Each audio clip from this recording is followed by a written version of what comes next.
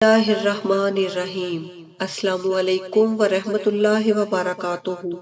Spread Islamic information channel میں آج بچوں کے چومنے کی سنت کے بارے میں بتائیں گے۔ ہمارے پیارے رسول اللہ صلی اللہ علیہ وآلہ وسلم کی سنت ہے، ایک دن رسول اللہ صلی اللہ علیہ وآلہ وسلم نے حسن بن علی رضی اللہ تعالیٰ عنہ کا بوسہ لیا تو ایک صحابی اقرا بن حابس رضی اللہ تعالیٰ عنہ جو اس وقت آپ کی خدمت میں حاضر تھے، انہوں نے کہا کہ میرے 10 بچے ہیں اور میں نے ان میں سے کبھی کسی کا بوسہ نہیں لیا۔